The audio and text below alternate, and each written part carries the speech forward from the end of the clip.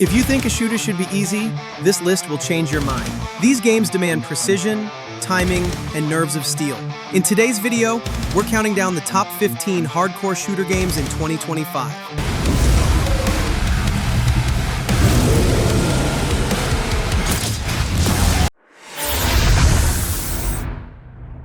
Battlefield 6 takes large-scale warfare and pushes it further than ever before. We're talking 128-player chaos, insane destruction, and a new kinesthetic combat system that makes gunfights way more tactical. You can lean around corners, vault over cover, drag downed teammates to safety, and even mount weapons for extra stability. It feels like way more fluid compared to the old BF titles.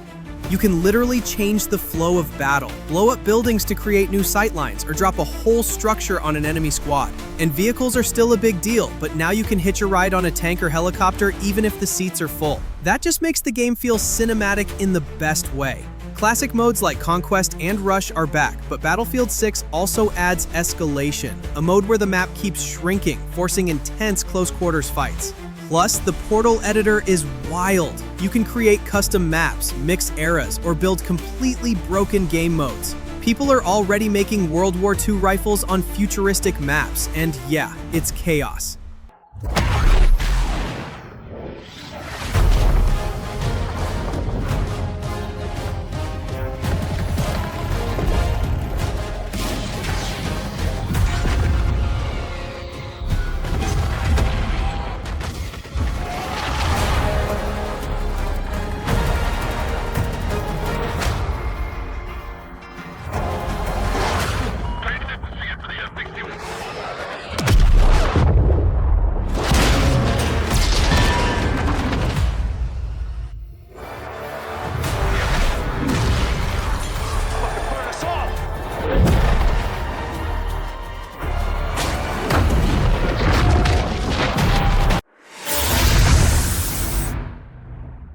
Doom: The Dark Ages puts you in a slower, heavier take on hell.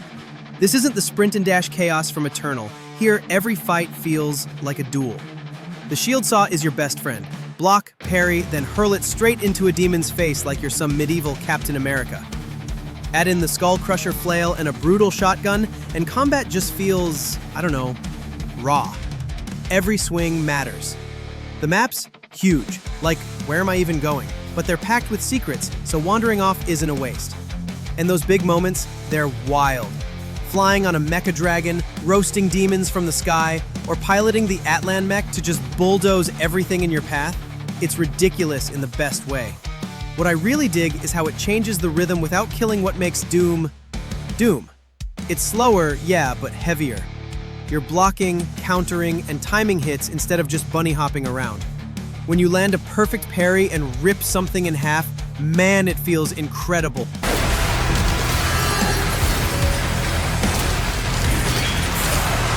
I can never rule as king, so long as you are the only one they fear.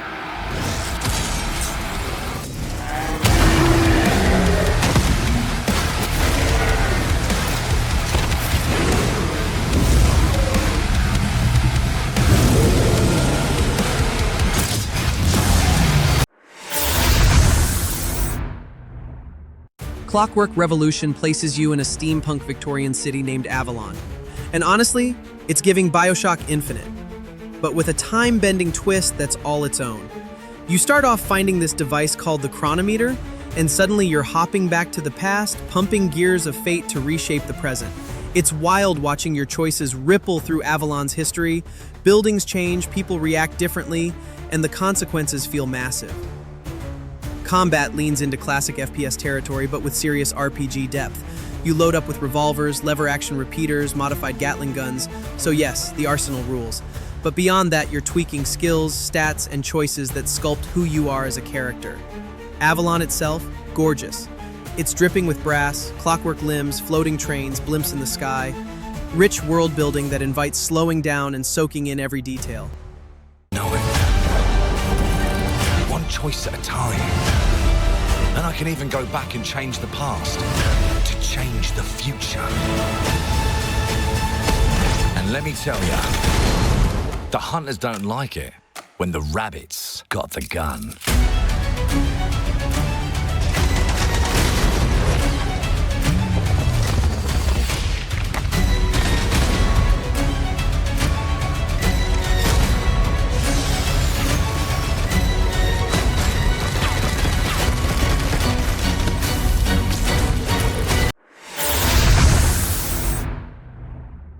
ExeKiller plunges you into a pulverized, retro-futuristic desert where dystopian New York collapses under the weight of a massive catastrophe, and you're hauling hell as Denzel Phoenix, aka the ExeKiller.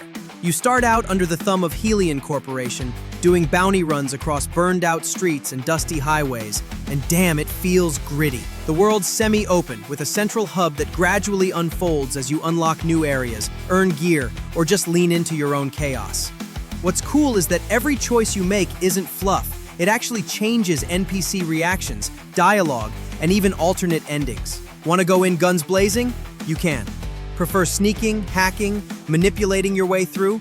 That's on the table too. There's no XP level system, just straight up progression through mods, weapon augments, and tactical attachments. So your build is legit personalized. Visually and tone-wise, it's a blast. 1970s Western futurism coated in warm oranges and browns, with a HUD that doesn't get in your face. Who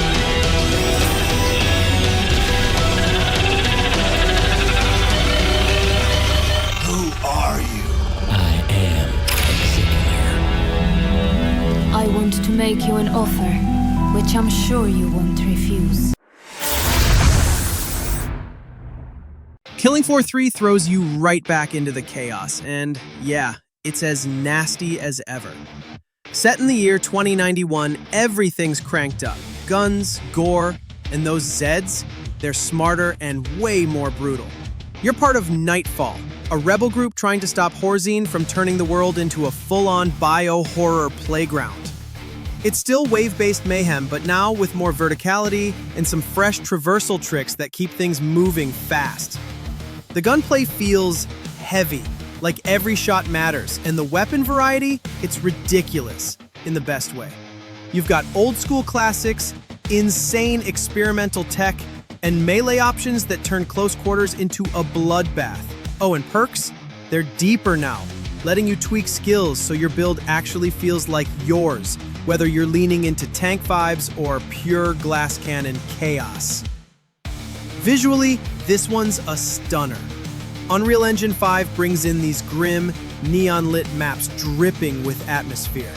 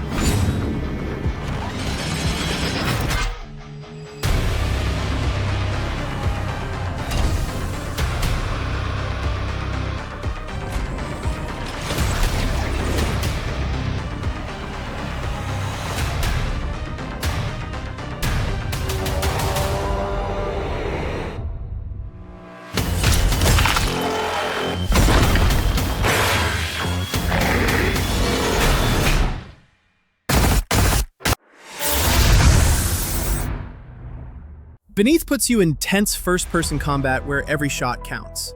It is not about unloading endless rounds. You need to watch your oxygen, conserve ammunition, and choose when to engage. The pressure makes each encounter feel deliberate.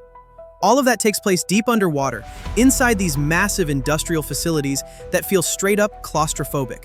Everything's cold metal, flickering lights, and shadows moving where they shouldn't be. The ocean outside isn't just for show either. It's a constant reminder that you're trapped miles below the surface, with no way out but forward. What makes this one stand out, though, is the way it mixes hardcore shooting with survival mechanics. Oxygen tanks? They're as important as your weapons. And then there's the AI. They don't just rush you, they hunt you.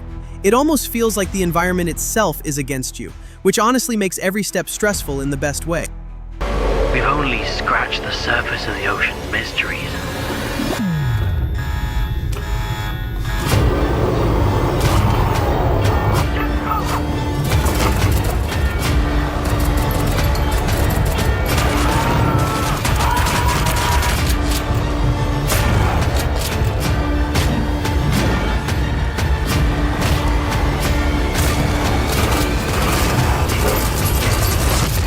Newfound creature. It's...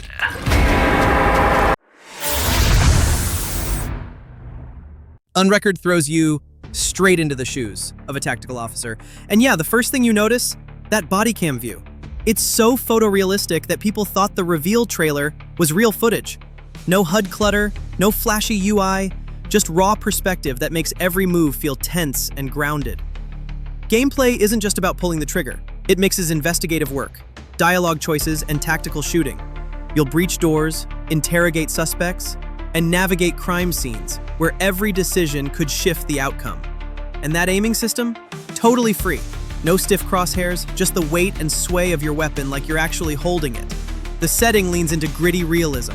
Environments look like actual urban spaces, graffiti walls, narrow corridors, dim apartments. What makes it unique isn't just the look, it's how it blends storytelling with perspective. There's a branching narrative, moral choices, and situations that test judgment, not just reflexes.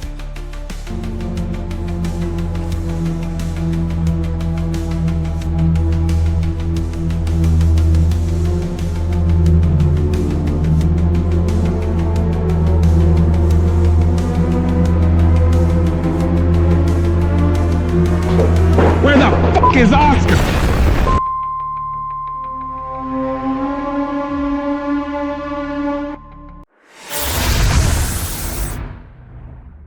Metal Eden drops you into this post-apocalyptic world where nature and machines are basically at war. It's an FPS at heart, but it doesn't feel like your typical shooter. You're dealing with enemies that look like twisted, overgrown tech, plants fused with metal, like some kind of biomechanical nightmare. Gameplay-wise, it's all about fast movement and smart positioning. You're not just hiding behind cover. You're constantly weaving through dense jungle-like ruins while blasting away at these hybrid creatures. There's a mix of traditional guns and some experimental weapons that, honestly, look pretty wild. The setting?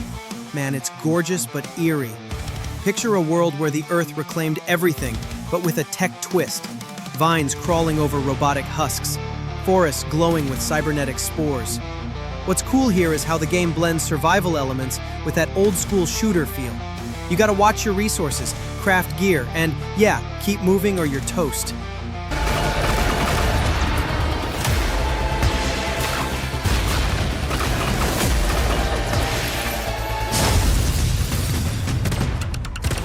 In the end, all the pain will mean nothing if we stay together.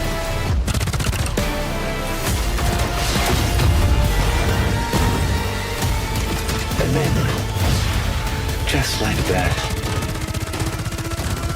our mission will be complete.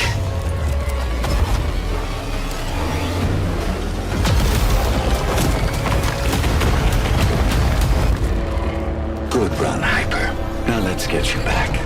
People crave shiny things. They want to make them their own. Because they shine so beautifully.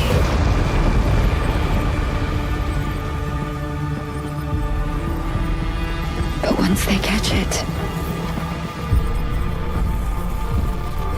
the light is gone.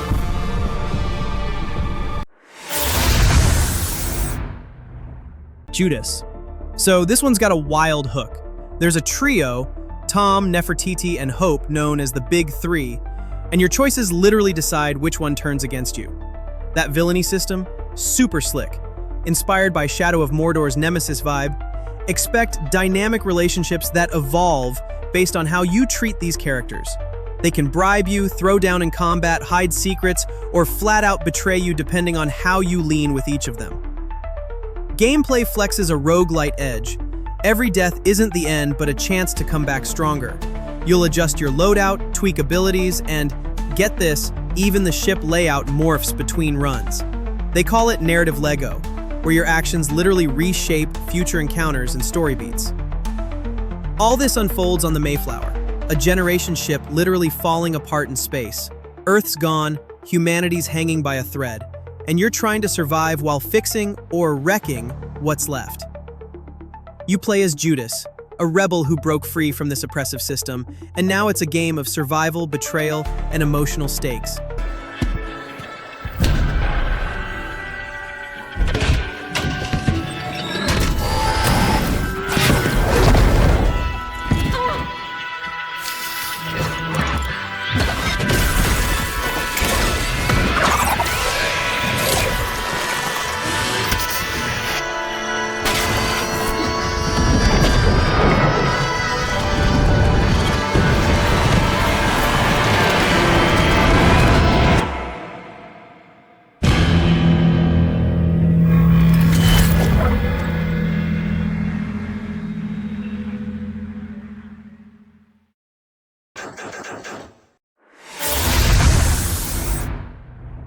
Painkiller Remake is bringing back that old school chaos, but with a serious facelift. This isn't some modern tactical shooter. It's pure, in-your-face, arcade-style carnage. You're mowing down demons, monsters, and whatever else crawls out of hell with an arsenal that feels downright brutal. Think shotguns that kick like a mule, stake guns that pin enemies to walls. Yeah, that kind of fun. The gameplay? Fast. No hiding, no camping, no waiting for regen. You're constantly moving, circle strafing, dodging projectiles, and chaining kills to keep that adrenaline pumping. It's all about skill and speed, just like the classic days, but now it looks absolutely insane with Unreal Engine upgrades. And the level design? It's leaning hard into that gothic horror vibe. Cathedrals, graveyards, twisted hellscapes, all dripping with atmosphere but still wide enough for you to keep the action flowing. This is the kind of game where the soundtrack hits heavy, the enemies never stop coming, and you're grinning like a maniac the whole time.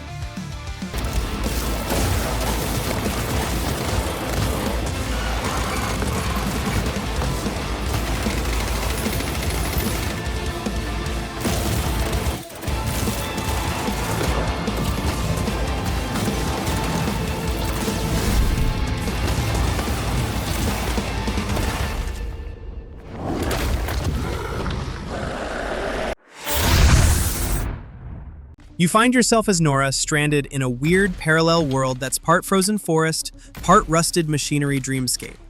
It's quiet, eerie, and beautiful, but there's this insidious machine presence breathing down your neck the whole time. Now, the features here are what really grab you. Physics-based interactions let you mess with everything around you, a diegetic inventory keeps you immersed instead of fumbling through menus, and you can tweak up to 5 weapons with attachments like silencers or extended mags. There's also this visceral body horror vibe. Robots spill machine oil and dismember during firefights, and the sound design and voice acting are so tight, with Wise-powered audio and full cinematic music. When it comes to playing, you're in for a slow burn journey. 4 to 6 hours, no fluff. You scavenge, craft, and use that immersive inventory to survive attacks and figure out puzzles. Combat isn't about speed, it's grounded.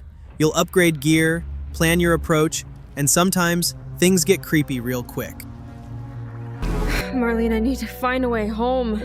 I'm just as stranded as you. God damn it. But there is a sender at headquarters. I can show you the way if you help me arrive there in one piece. Deal. Nora, what was Atlas made for in the first place? Before it became this? It was a sorting algorithm, meant to scrape the universe base layer for data. I mean, we're talking hundreds of thousands of dimensions. I guess it didn't stay that way.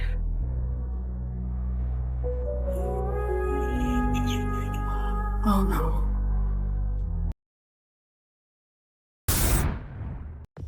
FEROCIOUS throws you into a remote Pacific island that's way more dangerous than it looks, packed with prehistoric creatures and thick jungle hiding all kinds of secrets. The atmosphere feels alive. Storms, waterfalls, ruins, everything's pushing that survival vibe. You're looking at a mix of intense first-person combat and exploration. You'll fight dinosaurs, hostile wildlife, and armed enemies, using everything from modern firearms to improvised weapons. The gunplay feels weighty, and being able to dual-wield, yeah, that's a big plus. Movement's slick too. Sliding, sprinting, even swimming through rivers without breaking immersion. On top of that, FEROCIOUS packs dynamic weather, physics-based destruction, and environmental storytelling. And seriously, being able to ride certain creatures? That's the kind of feature you don't see every day. Honestly, this feels like a wild mashup of Far Cry chaos and Dino mayhem. And if the devs stick the landing, it could be one of the most unique shooters coming up.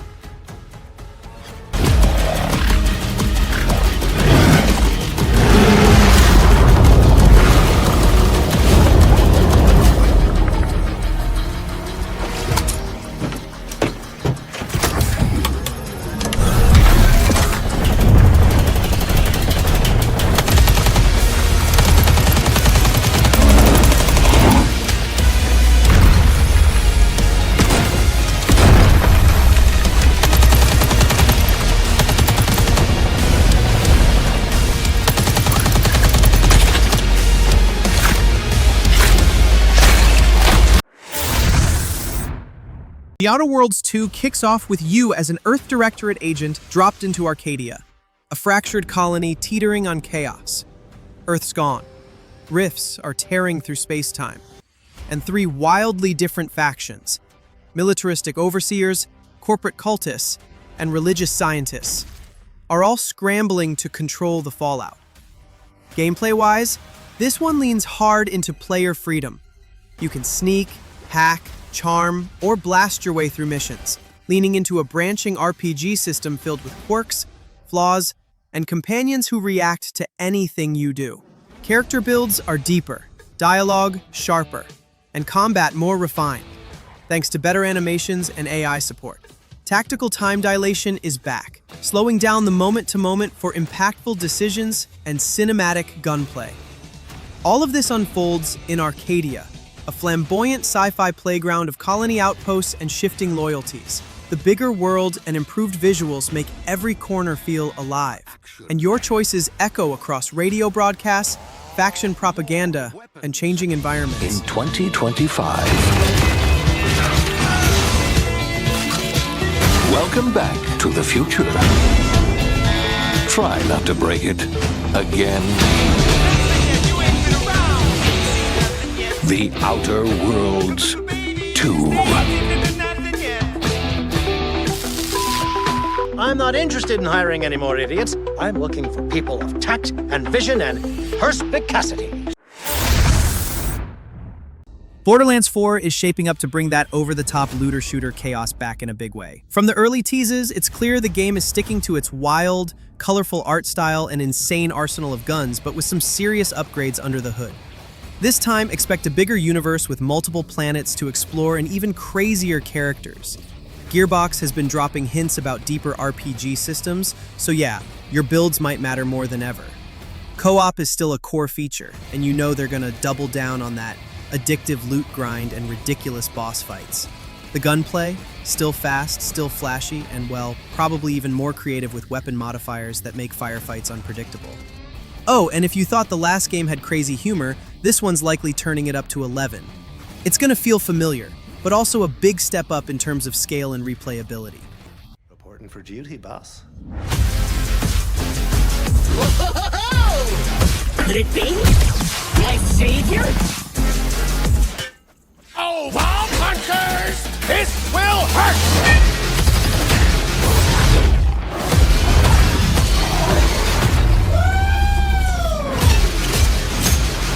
A toast to our hero.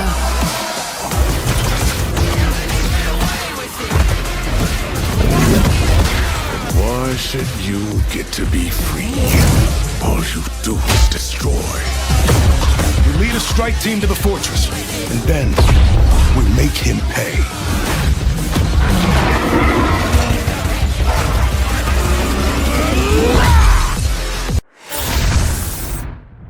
Call of Duty Black Ops 7 is looking like a major shakeup for the series, and honestly, yeah, it feels like Treyarch is really pushing boundaries this time.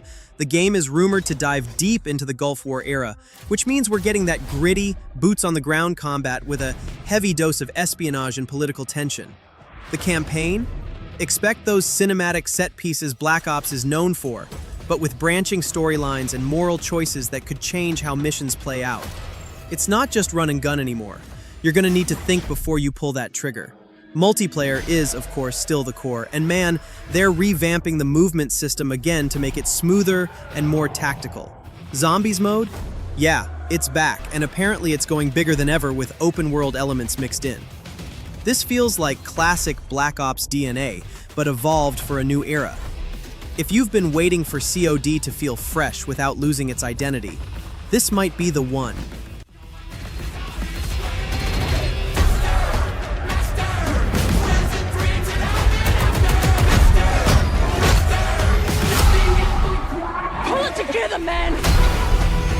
So eager to leave, David.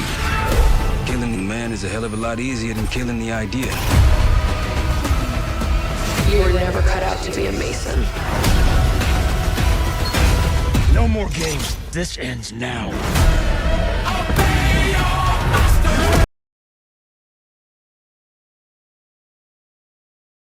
Far Cry 5 takes you to rural Montana, and man, it's not your typical shooter setting. You're up against a doomsday cult that's taken over an entire county, and the whole place feels alive. Forests, rivers, farmlands, all open for you to explore. The gameplay? Classic Far Cry, but with more freedom. You can approach missions any way you want. Go loud with heavy guns, sneak around with a bow, or just, blow everything up. There's also the guns for hire system, so you can bring NPC allies or even animals like a dog that steals weapons for you. Yeah, it's wild. And show them no mercy.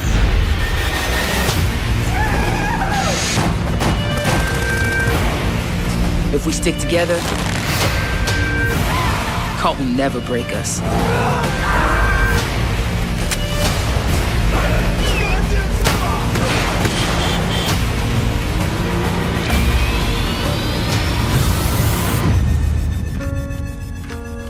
What God gives, no man can take away.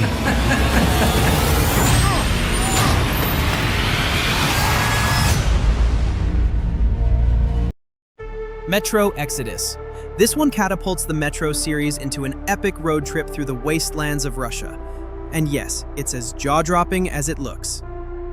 You play as Artyom, who's leading a ragtag band of survivors aboard the Aurora, this beat-up, steam-powered train that you basically live on as you travel through nuclear winter into spring, summer, and beyond across massive, semi-open areas. The game world? Absolutely haunting. One moment you're trudging through frozen ruins just outside Moscow. The next you're kayaking along the Volga in spring. Life built on a lie?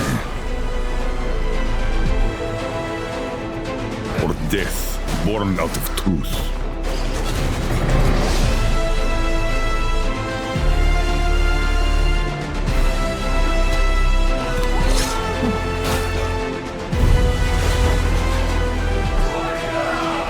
Artyom, let's jump!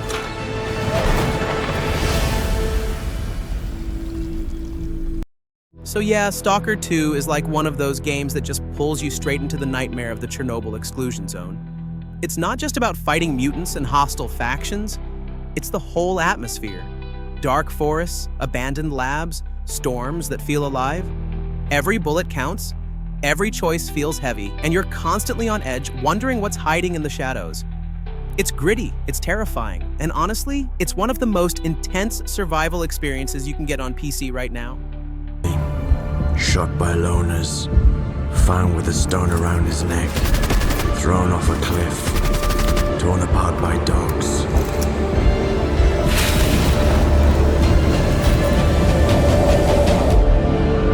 You cannot kill God, just like you cannot get rid of the sky up above. I am blind, but it is you who cannot see. And then, you've got Fallout 4. This huge open-world wasteland where freedom is basically the name of the game. You're out there scavenging, building settlements, customizing weapons, and making choices that actually shape the story. It's got that mix of exploration, RPG elements, and yeah, the occasional absurd encounter that only Fallout can deliver. Whether you're going full hero, total villain, or just kind of doing your own thing, Fallout 4 gives you endless ways to survive and thrive in the apocalypse. It will be costly, but in the end, we will be saving humankind from its worst enemy, itself. So where is it, huh? This institute. How do I get there?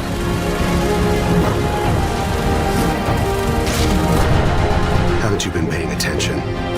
You don't find the Institute. The Institute finds you.